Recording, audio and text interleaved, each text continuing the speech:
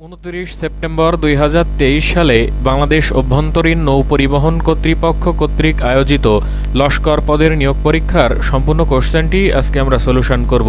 আশা করি সবাই ভিডিওটি প্রথম থেকে শেষ পর্যন্ত ধারাবাহিকভাবে দেখবেন। পরীক্ষার পূর্ণ মান ছিল 70 এবং সময় ছিল 90 মিনিট। 25শে জুলাই যাদের বিআইডব্লিউটি এর পরীক্ষা আছে তাদের জন্য এটা আশা করি হেল্পফুল হবে।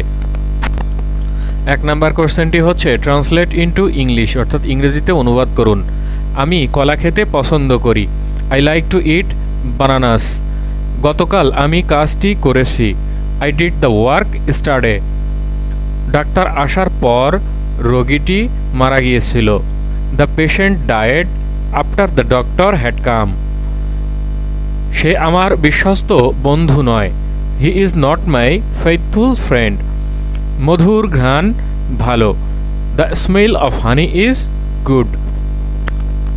2 নম্বর কোশ্চেনটি হচ্ছে নিচের প্রশ্নগুলোর উত্তর লিখুন। A lady brought up a baby, make it passive. অর্থাৎ একজন মহিলা একটা শিশুকে লালন পালন করেছিল। তাহলে এর প্যাসিভ ফর্ম হচ্ছে a baby was brought up by a lady. The criminal is hated by everybody, make it active. এটা প্যাসিভ ভয়েসে আছে। এর অর্থ হচ্ছে অপরাধীরা সবার কাছে ঘৃণিত হয়। এর অ্যাক্টিভ ভয়েস হচ্ছে everybody hates the criminal. I am in two minds, Bangla meaning. এর বাংলা অর্থ হচ্ছে আমি দ্বিধাদ্বন্দ্বের মধ্যে আছি। A herd of cattle, Bangla meaning.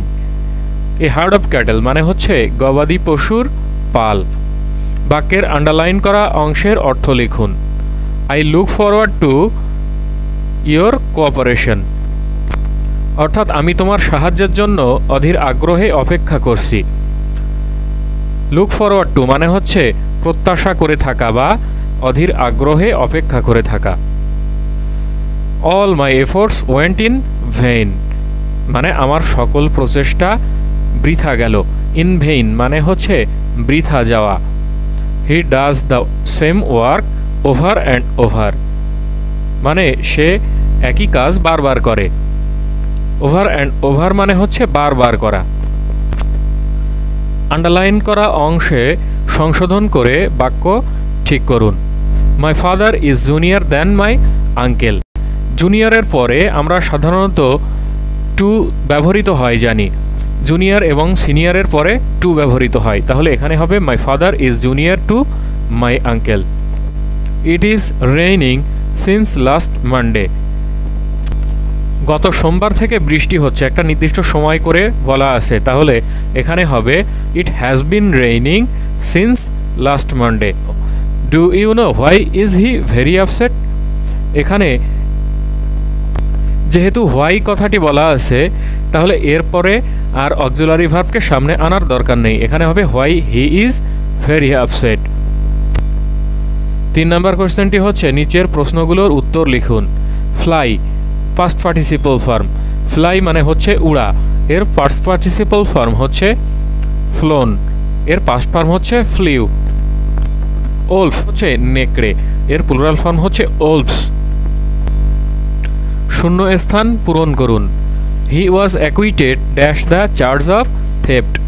He was acquitted of the charge of theft অর্থাৎ চুরির দায় থেকে তাকে মুক্ত করে দেওয়া হয়েছিল। Please always stay dash my left.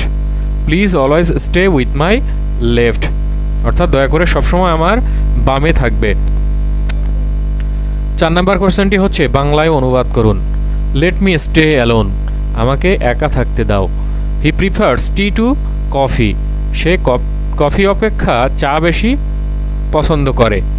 I am exhausted today, আমি আজ ক্লান্ত। Patriotism is a great virtue মানে দেশপ্রেম একটি মহৎ গুণ বা ভালো গুণ। 5 নম্বর কোশ্চেনটি হচ্ছে নিচের প্রশ্নগুলোর উত্তর লিখুন। যে নারীর সন্তান হয় না এক কথায় কি হবে। এর এক কথায় হচ্ছে বন্ধা। মাছরাঙার কলঙ্ক বাগধারাটির অর্থ কী। এর অর্থ হচ্ছে অনেক অপরাধীর মধ্যে কেবল একজনকে দোষী সাব্যস্ত করা। 10 মিলে করি কাজ এ বাক্যে 10 কোন কারক। 10 অর্থাৎ কারা মিলে, তাহলে এটা হচ্ছে কর্তৃকারক। সন্ধিবিচ্ছেদ করুন কটুক্তি, এর সন্ধিবিচ্ছেদ হচ্ছে কটু যুক্ত উক্তি। ক্রিয়াপদের মূল অংশকে কি বলা হয়? ক্রিয়াপদের মূল অংশকে বলা হয় ধাতু। সমাস নির্ণয় করুন কানাকানি। কানাকানি এর ব্যাসবাক্য হচ্ছে কানে কানে যে কথা, এটা হচ্ছে ব্যতিহার বহুব্রীহি সমাস। বন্য শব্দের চলিতরূপ কি? বন্য শব্দের চলিতরূপ হচ্ছে বুনো। সান্ত্বনা শব্দের সঠিক বানান কি? সান্ত্বনা এর সঠিক বানান হচ্ছে দন্ত সয়াকার দন্ত নয় তয় বয় দন্ত নয়াকার সান্ত্বনা। রতন রবীন্দ্রনাথ ঠাকুরের কোন গল্পের চরিত্র? রতন রবীন্দ্রনাথ ঠাকুরের পোস্টমাস্টার গল্পের চরিত্র। 6 নম্বর কোশ্চেনটি হচ্ছে শ্রমের মর্যাদা সম্পর্কে একটি অনুচ্ছেদ লিখুন। 7 নম্বর কোশ্চেনটি হচ্ছে নিচের প্রশ্নগুলোর উত্তর লিখুন। একজন দোকানদার একটি ঘড়ি ক্রয় করে 495 টাকায় বিক্রয় করলে 10% ক্ষতি হয়। দোকানদারের জন্য ঘড়িটির ক্রয় মূল্য কত ছিল? তাহলে 10% ক্ষতিতে বিক্রয় মূল্য হচ্ছে 100 বিয়োগ 10 সমান হচ্ছে 90 টাকা। তাহলে বিক্রয় মূল্য 90 টাকা হলে ক্রয় মূল্য 100 টাকা, বিক্রয় মূল্য 1 টাকা হলে ক্রয় মূল্য 100/90 টাকা, এবং বিক্রয় মূল্য 495 টাকা হলে তখন ক্রয় মূল্য হচ্ছে 550 টাকা। 3টি ক্রমিক পূর্ণ সংখ্যা নির্ণয় করো যাদের প্রথম দুইটির গুণফল শেষ দুইটির গুণফল অপেক্ষা 10 কম। 3টি সংখ্যা হচ্ছে 4, 5 এবং 6, অর্থাৎ 4, 5, 20 এবং শেষ দুইটির গুণফল হচ্ছে 5, 6, 30। তাহলে এদের পার্থক্য হচ্ছে 10। যে চতুর্ভুজের বাহুগুলো পরস্পর সমান ও সমান্তরাল কিন্তু কোণগুলো সমকোণ নয় তাকে কি বলে? একে বলে সামান্তরিক। পিতা ও পুত্রের বয়সের সমষ্টি 45 বছর। পিতার বয়স পুত্রের বয়স হচ্ছে 25 বছর বেশি। পুত্রের বয়স কত? ধরে নিলাম যে পুত্রের বয়স হচ্ছে x বছর এবং পিতার বয়স হচ্ছে x + 25 বছর। তাহলে এই দুইটার যোগফল হচ্ছে 45 বছর। এখান থেকে আমরা x এর ভ্যালু পেলাম 10 বছর, অর্থাৎ পুত্রের বয়স 10 বছর। একটি কোণ 30 ডিগ্রি হলে সম্পূরক কোণ কত হবে? তাহলে 180 ডিগ্রি থেকে 30 ডিগ্রি বিয়োগ করলে থাকে 150 ডিগ্রি। যদি বলতো পূরক কোণ তাহলে হতো 90 ডিগ্রি - 30 ডিগ্রি। √5 তার হোল স্কয়ার এর মান কত? তাহলে এখানে এই √ এবং এই স্কয়ারে কাটা যাবে, এখানে শুধুমাত্র থাকবে √5 × √5 = 5। লাবিব কিছু কলম কিনে তার 2/5 অংশ তার বাবাকে দিল। অবশিষ্ট কলমের 1/3 অংশ তার বোনকে দিল। বোনকে দেওয়ার পর অবশিষ্ট কলমের 5/8 অংশ তার ভাইকে দিল এবং সবশেষে তার কাছে 12টি কলম রইল। সে তার বাবাকে কয়টি কলম দিয়েছিল? তাহলে আমরা ধরে নিলাম যে লাবিবের কাছে ক সংখ্যক কলম ছিল, তার বাবাকে দিয়েছিল ক এর 2/5 অংশ, অর্থাৎ 2ক/5টি। তাহলে তার কাছে আর থাকলো ক - 2ক/5 সমান হচ্ছে 3ক/5টি কলম তার কাছে এখন থাকলো।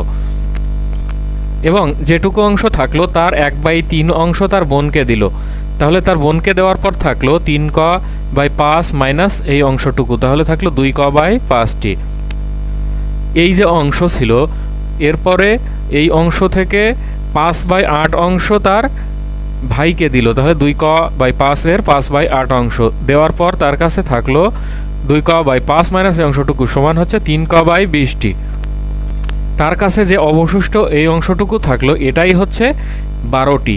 তাহলে এখান থেকে আমরা ক এর ভ্যালু পাবো 80, অর্থাৎ তার কাছে 80টি কলম ছিল। এখন লাবিব তার বাবাকে দিয়েছিল 80টি কলমের 2/5 অংশ সমান 32টি।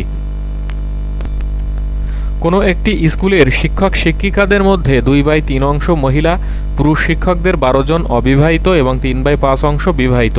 ওই স্কুলের শিক্ষক শিক্ষিকার সংখ্যা কত? ধরে নিলাম যে শিক্ষক শিক্ষিকার সংখ্যা হচ্ছে x জন, তাহলে মহিলা শিক্ষিকার সংখ্যা হচ্ছে এই x জনের 2/3 অংশ, অর্থাৎ 2x/3 জন। তাহলে পুরুষ শিক্ষকের সংখ্যা হচ্ছে এই মোট সংখ্যা x বিয়োগ এই মহিলা শিক্ষিকার সংখ্যা, অর্থাৎ 2x/3 সমান x/3। এখন এটা হচ্ছে পুরুষ শিক্ষকের সংখ্যা, এর 3/5 অংশ হচ্ছে বিবাহিত, অর্থাৎ x/3 এর 3/5 সমান x/5 অংশ বিবাহিত। তাহলে পুরুষ শিক্ষকের যে সংখ্যা x/3 জন, এখান থেকে যদি বিবাহিত শিক্ষকের সংখ্যা বিয়োগ করি তাহলে থাকবে অবিবাহিত পুরুষ শিক্ষকের সংখ্যা অর্থাৎ এই 12 জন। তাহলে এখান থেকে আমরা x এর ভ্যালু পাবো 90 জন, অর্থাৎ শিক্ষক শিক্ষিকার সংখ্যা হচ্ছে 90 জন। 10 নম্বর কোশ্চেনটি হচ্ছে প্রশ্নগুলোর উত্তর লিখুন। বাংলাদেশের মুক্তিযুদ্ধে প্রধান সেনাপতি কে ছিলেন? মুক্তিযুদ্ধের প্রধান সেনাপতি ছিলেন জেনারেল আতাউল গনি ওসমানী। বাংলাদেশের অস্থায়ী সরকারের প্রথম রাষ্ট্রপতির নাম কি? প্রথম রাষ্ট্রপতি হচ্ছেন শেখ মুজিবুর রহমান। স্বাধীনতা স্তম্ভ কোথায় অবস্থিত? সোহরাওয়ার্দী উদ্যানে অবস্থিত। মুক্তিযুদ্ধ জাদুঘর ঢাকার কোথায় অবস্থিত? ঢাকার আগারগাঁওয়ে অবস্থিত। 2023 এশিয়া কাপ ফাইনালে ম্যাচ সেরা হয়েছেন কে? মোহাম্মদ সিরাজ, ভারতের। 2023 সালের আগস্টে কততম ব্রিক্স শীর্ষ সম্মেলন অনুষ্ঠিত হয়েছে? 15তম ব্রিক্স শীর্ষ সম্মেলন। বাংলাদেশের প্রথম সার্চ ইঞ্জিনের নাম কি? পিপিলিকা। থাইল্যান্ডের নতুন প্রধানমন্ত্রী কে? ওই সময়ে ছিলেন এস্তেরেথা থ্যাভিসিন। বর্তমানে একজন ভারপ্রাপ্ত প্রধানমন্ত্রী আছেন। বর্তমানে থাইল্যান্ডের প্রধানমন্ত্রীর নাম হচ্ছে পেতন্তার্ন সিনাওয়াত্রা। 1905 সালে বঙ্গভঙ্গের সময় ভাইসরয় কে ছিলেন? ভাইসরয় ছিলেন লর্ড কার্জন।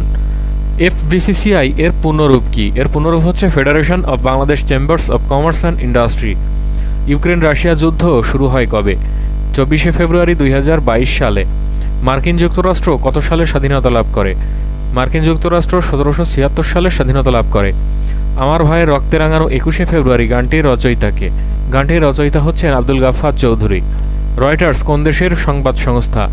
রয়টার্স যুক্তরাজ্যভিত্তিক সংবাদ সংস্থা। আয়তনে পৃথিবীর ক্ষুদ্রতম দেশ কোনটি? Vatican city. বাংলাদেশের নবীনতম বিভাগ কোনটি? বাংলাদেশের নবীনতম বিভাগ হচ্ছে ময়মনসিংহ। বাংলাদেশের কোন শহর বাণিজ্যিক রাজধানী নামে পরিচিত? চট্টগ্রাম শহর। জাতীয় সংসদে সরকারি দলের মুখপাত্র হিসাবে কাজ করেন কে? Chief whip. এই ছিল বাংলাদেশ অভ্যন্তরীণ নৌপরিবহন কর্তৃপক্ষ কর্তৃক আয়োজিত লস্কর পদের নিয়োগ পরীক্ষার সম্পূর্ণ প্রশ্ন সমাধান। আশা করি সবাই বুঝতে পারলেন। এরপরেও যদি কেউ না বুঝে থাকেন অবশ্যই কমেন্টস বক্সে কমেন্টস করে জানাতে ভুলবেন না। ভালো লাগলে চ্যানেলটিকে অবশ্যই সাবস্ক্রাইব করবেন, লাইক, কমেন্ট, শেয়ার করবেন।